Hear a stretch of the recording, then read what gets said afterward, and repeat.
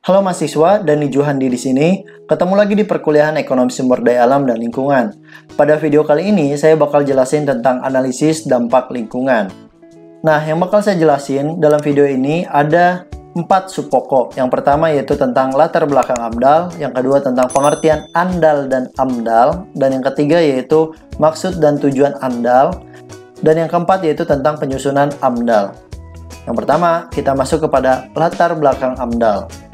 Dalam uraian sebelumnya telah berulang kali dibahas perlunya mempertimbangkan dampak pembangunan ekonomi terhadap semakin menipisnya persediaan sumber daya alam maupun terhadap semakin memburuknya lingkungan hidup yang pada gilirannya akan membuat kehidupan manusia menjadi kurang sejahtera karena kehidupan ini menjadi semakin mahal dan tidak menyenangkan. Udara yang kita hirup untuk bernafas menjadi tidak segar lagi. Lingkungan menjadi tidak sedap dipandang mata, yang menyebabkan kondisi kesehatan memburuk, yang berarti kenikmatan hidup manusia menjadi semakin terbatas, dan produktivitas dalam menghasilkan barang maupun jasa juga akan menurun. Pada giliran selanjutnya, lingkungan hidup yang semakin jelek itu akan merupakan biaya pembangunan karena harus disediakan dana khusus untuk menanggulangi atau mengurangi pencemaran lingkungan. Oleh karena itu, sebelum suatu proyek dilaksanakan, khususnya di negara yang telah maju, harus disusun terlebih dahulu suatu studi yang meneliti mengenai kelayakan atau feasibility yang dikembangkan suatu proyek. Oleh karena itu, sebelum suatu proyek dilaksanakan, khususnya di negara yang telah maju, harus disusun terlebih dahulu suatu studi yang meneliti mengenai kelayakan atau feasibility dikembangkannya suatu proyek. Studi kelayakan ini tidak lagi hanya dilaksanakan di negara maju, tetapi juga sudah banyak dilaksanakan di negara yang sedang berkembang termasuk Indonesia. Pada dasarnya, studi kelayakan itu meliputi kelayakan teknis, kelayakan finansial, kelayakan ekonomi, kelayakan politis, dan kelayakan sosial. Namun demikian, akhir-akhir ini telah ditambahkan terhadap macam studi kelayakan itu, yaitu kelayakan dilihat dari dampak proyek terhadap kondisi lingkungan hidup. Yang terakhir, inilah yang disebut dengan analisis dampak lingkungan. Berikutnya kita masuk kepada analisis ANDAL dan AMDAL. Kita perlu membedakan pengertian ANDAL dan pengertian AMDAL. ANDAL adalah singkatan dari analisis dampak lingkungan yang sudah sejak tahun 1970-an dikembangkan di negara-negara yang sudah maju dan dikenal sebagai Environmental Impact Analysis atau Environmental Impact Assessment. Adapun pengertian dari analisis dampak lingkungan itu adalah analisis mengenai dampak lingkungan atau disingkat dengan AMDAL. Dari situ suatu proyek meliputi pekerjaan evaluasi dan pendugaan dampak proyek dari bangunannya, proses maupun sistem dari proyek tersebut terhadap lingkungan dan kehidupan manusia.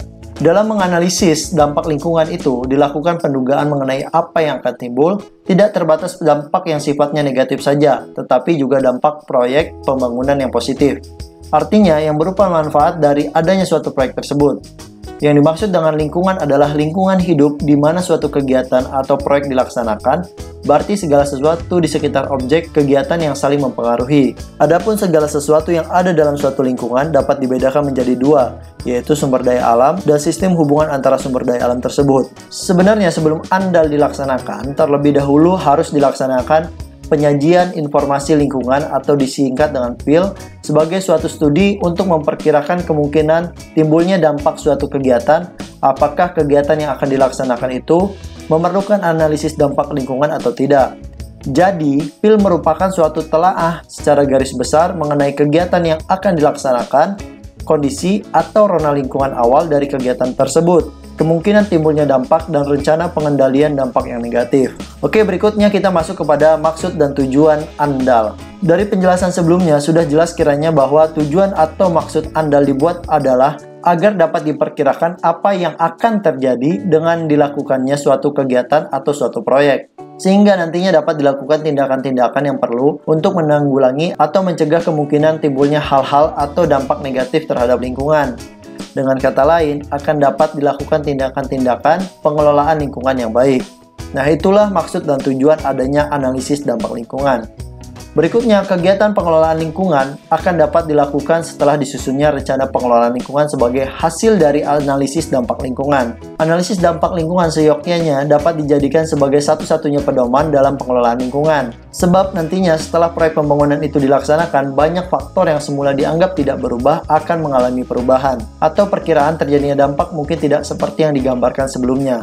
Jadi mungkin sekali dampak yang diduga dalam analisis dampak lingkungan akan berbeda dengan dampak yang benar-benar terjadi. Hal ini disebabkan oleh kurang tepatnya perkiraan dampak dalam AMDAL, atau karena pelaksanaan proyek tidak melakukan rencana pembangunan dengan semestinya. Untuk mengatasi penyimpangan-penyimpangan yang mungkin terjadi, seyogyanya dilakukan pemantauan pelaksanaan pembangunan dan juga pembangunan yang timbul sedini mungkin sejak awal pembangunan, serta terus-menerus dan teratur. Oleh karena itu, AMDAL tidak boleh berdiri sendiri, tetapi harus selalu diikuti dengan pemantauan, rencana pengelolaan lingkungan, dan aktivitas pengelolaan lingkungan. Sekali lagi, jika semua kegiatan ini dilaksanakan, berarti kita membuat AMDAL.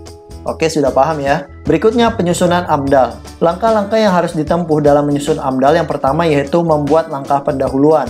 Di sini, dalam membuat langkah pendahuluan, sebuah tim peneliti harus disusun terlebih dahulu. Kemudian mempelajari peraturan dan perundang-undangan pemerintah, baik di pusat maupun di daerah, macam proyek dan lokasi proyek, serta mempelajari dokumen ataupun literatur yang bersangkutan dengan proyek yang akan dikembangkan. Nah, itu langkah pertama. Langkah kedua yaitu menyusun rona lingkungan. Mengenai rona lingkungan yang dimaksud ialah memulai studi lapangan diikuti dengan analisis laboratorium. Dalam tahap ini secara rinci akan dibuat metodologi AMDAL yang akan digunakan sesuai dengan proyeknya. Menetapkan lingkungan yang akan diteliti beserta ukuran-ukuran yang akan dipakai.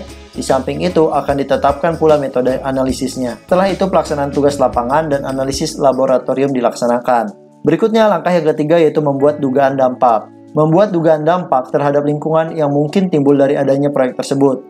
Namun demikian langkah ini cukup sulit karena tergantung pada keahlian dan pengalaman si peneliti. Dalam hal ini peneliti harus mencoba membandingkan keadaan sebelum dan sesudah proyek atau keadaan tanpa dan dengan proyek. Nah, langkah berikutnya yaitu memilih kegiatan usulan proyek. Di samping itu perlu diketahui bagaimana rencana pemerintah pusat dan rencana pemerintah daerah di lokasi proyek tersebut. Dalam tahap ini harus sudah disusun cara-cara menanggulangi dampak negatif yang mungkin timbul. Nah, langkah yang terakhir yaitu membuat laporan AMDAL. Menyusun laporan AMDAL merupakan titik akumulasi dari kegiatan pendugaan, yaitu suatu pendapat tim peneliti secara keseluruhan mengenai dampak lingkungan yang akan ditimbulkan oleh adanya suatu proyek. Pendapat ini sudah didukung dengan data dan informasi yang lengkap atas dasar penelitian dan pengamatan yang sudah dilaksanakan. Nah, inilah 5 langkah yang harus ditempuh dalam melakukan penyusunan AMDAL. Baik, sampai di sini dulu penjelasan saya tentang analisis dampak lingkungan. Kalau ada kesalahan saya mohon maaf. Thanks for watching and see you.